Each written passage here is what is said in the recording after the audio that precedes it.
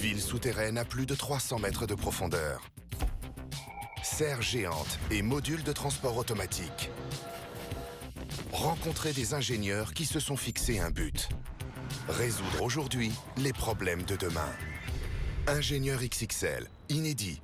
Demain à 21 h sur Discovery Science. Vous pensiez que c'était la fin? Où est ma voiture? Mais pour Chipfous et son équipe, ce n'est que Youpi! le commencement. Beaucoup à faire, mais peu de temps. Après, elle sera comme neuve. Et le meilleur est pour la fin. Ce sont les princes du tuning. Les princes du tuning, tous les jeudis à 20h45 sur Discovery. Le rêve, j'ai un stand Opus. Moi, c'est John et voici mon frère Jimmy. Arrête-toi, Ian Ben. Ça fait 3 générations qu'on fait ça. C'est un globe lunaire. Ça, je prends. Jimmy le génie transforme les déchets en billets. On va faire de l'argent. On démonte ça. C'est vraiment superbe. Ça m'intéresse parce que c'est de l'art. C'est combien? 350. Joli déchet. À qui le tour? Dirty Money, ce soir à 21h35 sur Discovery.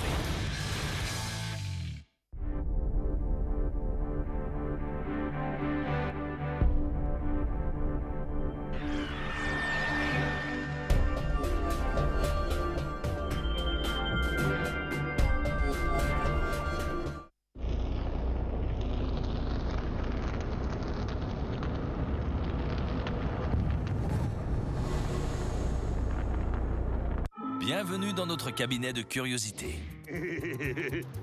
Mais qu'est-ce que c'est que ça? Je me suis fait refaire les oreilles. Vous féliciterez le chef. Vous devriez voir ma langue. C'est pas vrai. J'en reviens pas. C'est une toute petite patte? Il y en a une autre là? C'est l'un des objets de taxidermie les plus cool qu'on ait jamais eu au magasin. Je vous prie d'excuser l'état des lieux. C'est dans ce genre d'endroit qu'on fait de super trouvailles. Je crois que j'ai touché le jackpot. Obscura n'est pas le magasin d'antiquités où irait votre grand-mère. À moins qu'elle soit très excentrique. Serait-ce une camisole de force? Je m'appelle Mike. Et moi, c'est Evan. Nous avons consacré notre vie à collectionner et négocier à fouiller et dénicher pour faire de notre affaire une référence en la matière. Voici Cabinet de curiosité. Andy! Mais qu'est-ce que c'est que ça? Faut que tu vois ça. Andy et moi, on a tous les deux grandi à Woodstock, dans l'État de New York. On a même joué ensemble dans un groupe. Au cours des années, il m'a apporté des objets intéressants qu'il a trouvés dans les bois, ou dans des marchés aux puces, ou encore à l'Armée du Salut. Alors, qu'est-ce que tu m'as déniché cette fois-ci?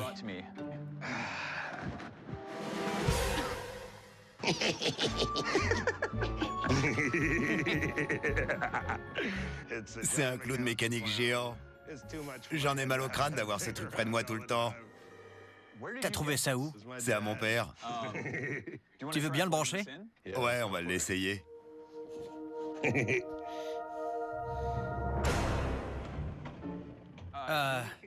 Je suis sans voix. C'est clair, ce truc est super glauque. Putain. Je dirais que Ryan s'est absolument extasié devant le clown. Attendez, ça veut dire quoi ce mot déjà? Ça ressemble beaucoup à un vieil automate. Ces objets existent depuis des siècles. Ils remontent à très loin. Je crois même que c'est une invention chinoise. En gros, c'était un jouet surpuissant destiné aux très très riches.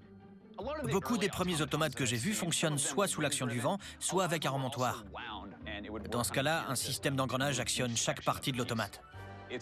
Il est assez récent, Andy.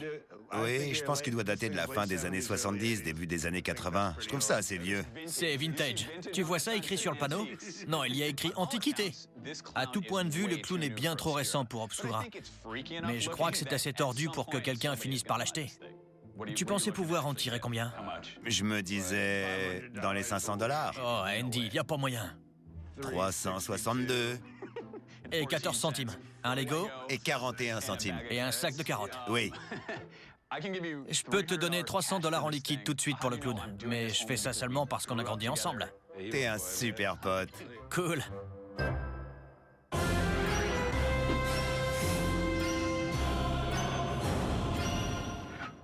Bonjour, si vous avez des questions, n'hésitez pas. Merci. Je suis Jonathan Davis, le chanteur du groupe Korn. J'ai entendu parler d'Obscura, et comme je collectionne les objets bizarres, j'avais envie de venir voir la boutique et regarder ce qu'il y a à vendre. Si vous voulez voir quelque chose dans la vitrine, vous pouvez l'ouvrir. D'accord. Ce truc retient mon attention. Dilatateur recto. Ça vous parle, hein? Carrément. Il prétendait pouvoir guérir toutes sortes de maladies. Contre l'insomnie. Ou l'asthme. Si vous avez du mal à respirer. Quand on n'arrive pas à respirer, on s'en met un et tout va mieux. Et si vous n'arrivez pas à dormir, je vois pas bien comment vous fourrer un de ces appareils va vous calmer et vous donner envie de dormir. Génial.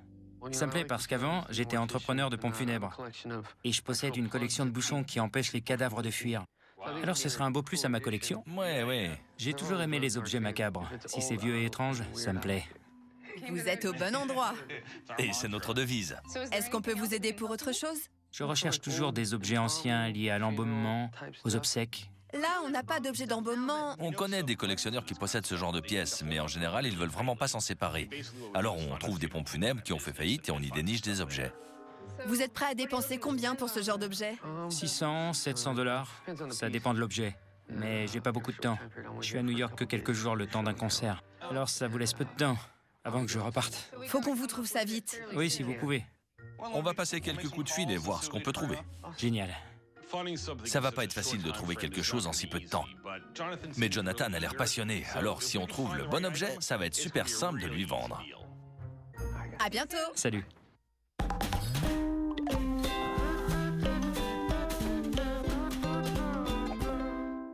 Comment allez-vous? Bonjour.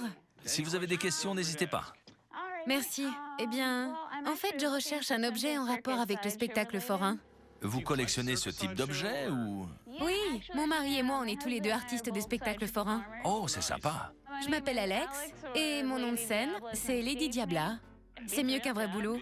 Oui, tout à fait. C'est bientôt l'anniversaire de mon mari et je cherche un cadeau pour agrandir notre collection. Vous faites quel genre de numéro? On avale des sabres, on crache du feu. Je prends une sonde d'alimentation, je me la fourre dans le nez et je la fais descendre jusqu'à mon estomac. Après, on envoie toutes sortes de liquides, puis on les extrait. Et enfin, John et moi, on les boit. J'ai remarqué... vos... Oui, les modifications. Je voudrais pas être impoli, mais elles sont incroyables. Vous féliciterez le chef. C'est du très beau boulot. Si ça vous plaît, vous devriez voir ma langue. Je me suis fait faire un tongue split. D'accord. On appelle ça aussi la langue fourchue ou fendue. Ouais, je vois. Beaucoup de nos clients sont artistes et on adore quand ils nous montrent leurs talents cachés. Ça vous dirait de voir ma langue? Oui, beaucoup. Oh là là, c'est incroyable. C'est vraiment super. Mais ça n'a pas dû être simple. Comment ils font? Ils taillent ou... C'est un peu comme si on m'avait coupé la langue en deux. Vous n'avez pas l'impression d'avoir deux langues maintenant? Ça semble presque naturel. C'est bizarre, parce que la langue est composée de deux muscles différents. Et une fois qu'on a coupé le morceau de peau qui lie les deux, ils sont libres de se déplacer comme ils veulent. Ils vivent leur vie, quoi. Comment vous utilisez ça dans votre numéro? Est-ce que vous auriez une carte de visite? Oui, j'ai ça.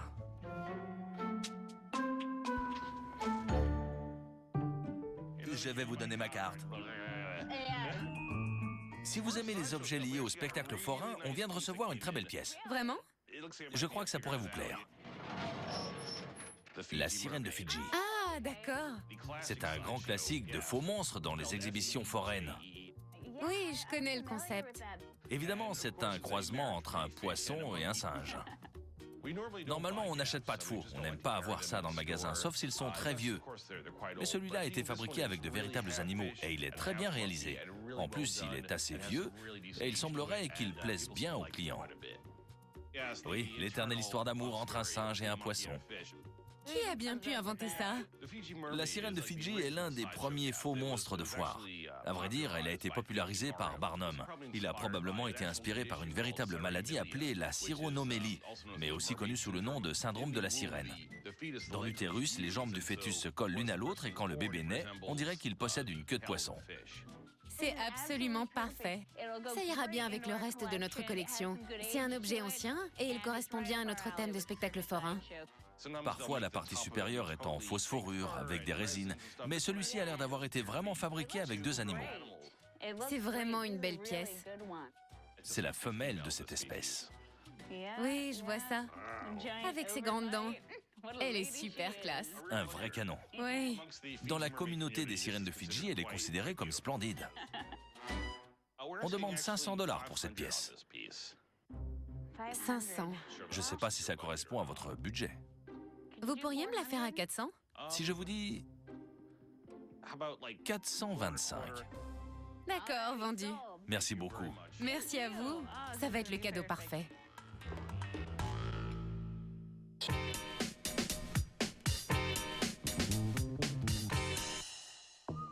On est à la recherche d'objets anciens liés à l'embaumement ou aux obsèques pour Jonathan Davis de Korn. Il n'est à New York que quelques jours, mais heureusement, on a trouvé des pompes funèbres fermées depuis longtemps dans le Queens. Faites bien attention là où vous marchez, et je vous prie d'excuser l'état des lieux.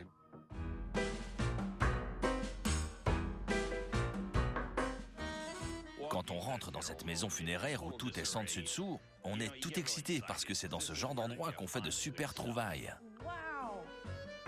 Il faut vraiment fouiller à fond pour trouver les objets enfouis et oubliés depuis de longues années. C'est ceux-là qui sont intéressants. Il est énorme. C'est absolument génial. Il y a de quoi faire un martini géant. On pourrait mettre au moins 14 olives là-dessus. Ça s'appelle un trocard. Ça sert à extraire les gaz et les excédents de fluides corporels. Ça se met directement dans... Ça semble brutal. On tombe sur des gros trocards dans ce business, mais celui-ci, il est monstrueux. Ce truc est vraiment incroyable. Celui-ci est resté dans ma famille pendant plusieurs générations. Mon père était entrepreneur de pompes funèbres. Mon fils s'apprête à devenir entrepreneur de pompes funèbres. Ses 3 oncles sont entrepreneurs de pompes funèbres, sa tante et son cousin aussi. Ça fait beaucoup d'entrepreneurs de pompes funèbres.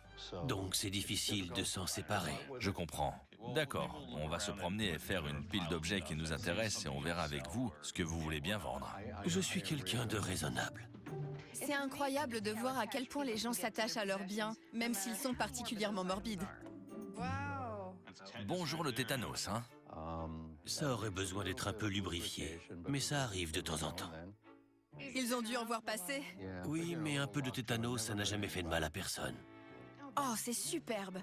C'est une pompe à main. C'est pour injecter le fluide d'embaumement dans le corps, c'est ça? Exactement. Ça remonte à l'époque où on venait chez vous et qu'on embaumait la personne sur place. Ils étaient là à injecter et à extraire les fluides du corps. C'est vraiment une relique d'un lointain passé. Quoi? On dirait un menton. Une prothèse de menton. On utilisait ça si la personne avait eu un accident horrible? Oui. On voit pas ça souvent. Il existe d'autres parties du visage?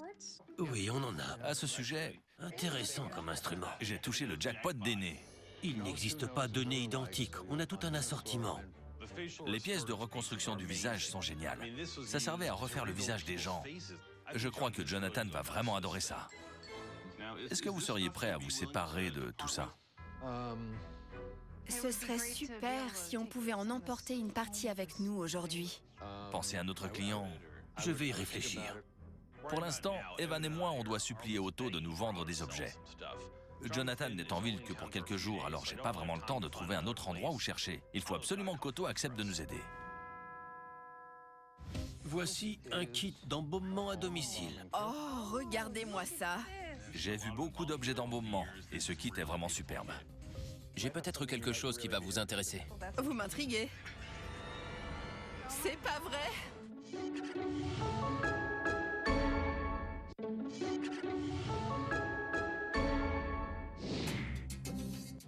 Vous êtes sûr qu'il n'y a rien ici dont vous voulez vous séparer? Je vais y réfléchir. On se trouve dans d'anciennes pompes funèbres à la recherche de matériel d'embaumement pour Jonathan Davis du groupe Korn. On ne sait pas pourquoi, mais le propriétaire ne semble pas vouloir nous vendre quoi que ce soit. On commence à désespérer. Vous avez d'autres choses à nous montrer? Oui, tout à fait. On va voir? Il reste quelques objets. Regardez bien où vous marchez, s'il vous plaît. Voici un assortiment de matériel pour l'embaumement. C'est un très bel assortiment. Carrément. Vous avez là toute une collection de produits de soins mortuaires. Oui, c'est superbe. C'est génial, du mastic mortuaire. Oui, tout à fait, pour combler les trous et les plaies, ce genre de choses. Ça ressemble beaucoup à de la cire. Crème colorante. Les motifs égyptiens sur le pot sont vraiment très jolis. Ils étaient utilisés très souvent pour suggérer l'idée de préservation. C'était une référence aux pratiques mortuaires de l'Égypte antique.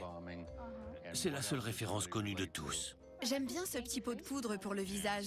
Ça vous dérange si... Regardez, ça marche toujours. Ça va vous donner le look de Morticia Adams. Oui, c'est excellent.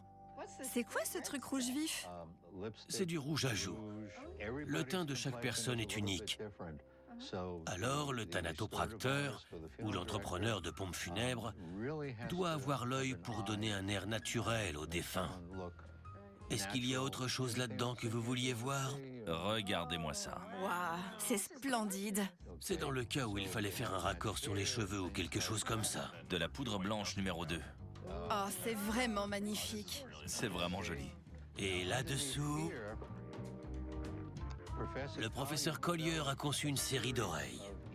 Regardez-moi ça. C'est impressionnant. Malheureusement, certaines ont été perdues avec le temps. Il n'existe pas deux oreilles identiques, même pas chez la même personne. On dirait presque du caoutchouc. Oui. Mate un peu ça. C'est très rare.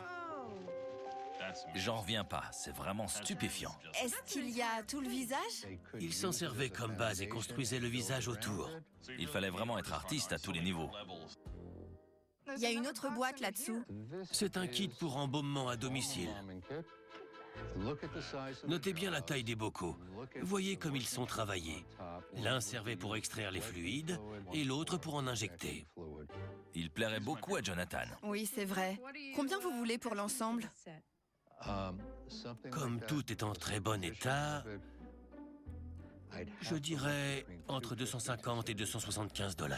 Otto est enfin d'accord pour nous vendre des objets, mais ses prix sont un peu élevés. Et plutôt que de lui faire peur en marchandant, on espère qu'il va rajouter quelques objets supplémentaires pour que l'offre soit plus alléchante. Seriez-vous éventuellement prêt à nous céder ça, ainsi que certaines des pièces de reconstruction qu'on a vues?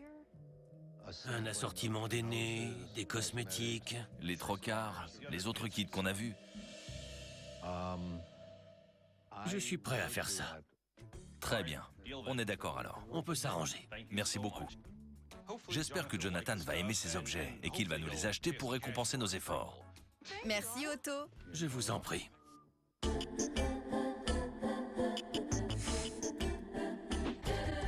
Bonjour. Comment allez-vous? Très bien. Tant mieux. Quoi de neuf? Je suis venu aujourd'hui vous montrer les bijoux que je fabrique. Je me disais que peut-être vous aimeriez les vendre dans votre magasin. Allez-y, j'ai très envie de voir ça. Je fabrique beaucoup de bijoux et de vêtements avec des objets trouvés et des os d'animaux. Voilà une pièce plus grande que j'ai créée. C'est un masque à gaz que j'ai fabriqué à base de vieux corsets. Waouh, ça doit être une pièce unique. Oui. C'est impressionnant. Il fonctionne? Oui, tout à fait. Je peux l'essayer? Allez-y, je vous en prie.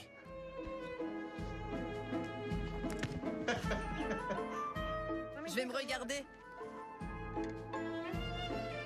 Oh, waouh! J'adore le masque à gaz en corset, parce qu'il est grotesque et superbe à la fois. Il a pris un objet associé à la violence et à la guerre, et il l'a fusionné avec un autre lié à la féminité. C'est vraiment une œuvre d'art très cool. J'ai aussi cette pièce fabriquée avec des mâchoires. Waouh! Ça vient de quel animal? C'est une mâchoire de renard. C'est super, je peux l'essayer? Ça se met comme ça? Oui, c'est ça. Ça donne quoi? Ça vous va très bien. C'est agréable à porter. J'ai encore une pièce à vous montrer. J'adore les œuvres de reines, mais on n'achète pas vraiment d'œuvres d'art, seulement des antiquités ou des curiosités. Merci d'avoir amené vos œuvres, mais on vend pas ce genre de choses. J'ai peut-être quelque chose qui va vous intéresser. Ah bon? Ouais.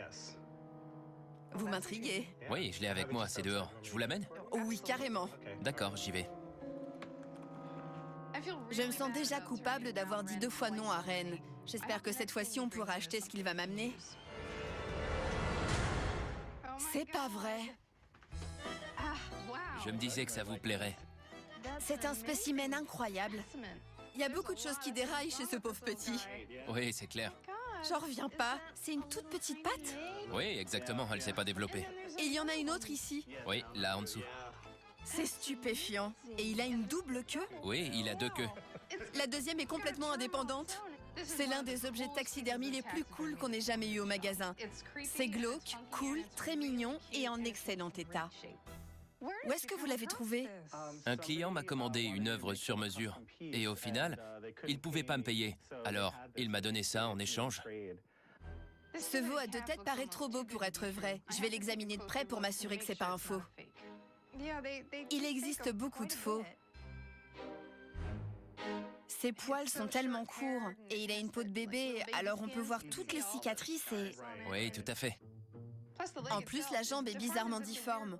Carrément. On dirait que la peau continue bien, sans raccord. Vous savez, je crois bien que c'est un vrai. Oh, super! Waouh! Il peut y avoir plusieurs explications pour ce type de difformité. Mais les veaux à 2 têtes ou avec trop de pattes sont souvent le résultat de malformations qui ont lieu dans le ventre de la mère. Ils ont de gros problèmes génétiques et quand on voit ça à l'extérieur, on peut se dire qu'à l'intérieur, c'est encore pire. Ça peut pas aller bien. Alors en général, ces veaux-là ne survivent pas. C'est sûr. Nos clients adorent ce genre de pièces. Et comme ça a l'air d'une vraie, il faut que j'en fasse l'acquisition pour le magasin. Alors, vous pensiez tirer combien de cet animal? Étant donné qu'il s'agit d'un vrai, qu'il est en très bon état de conservation, je me disais peut-être, je sais pas, dans les $2000. Je sais que j'arriverai à vendre ce veau rapidement, mais je ne veux pas payer trop, parce qu'il prend beaucoup de place. Ça fait un peu beaucoup pour la revente. Oui, mais c'est une pièce rare, exceptionnelle. Oui, c'est vrai. Vous avez absolument raison. On pourrait dire $1600 si ça peut vous arranger. D'accord, marché conclu. Il reste assez de place pour nous deux, ça me fera plaisir de passer du temps avec lui et je crois qu'il va beaucoup plaire à nos clients. Oh oui, c'est certain. Je dois avouer que je suis un peu triste de me séparer de mon petit veau, mais j'ai remarqué qu'Evan et lui étaient déjà proches.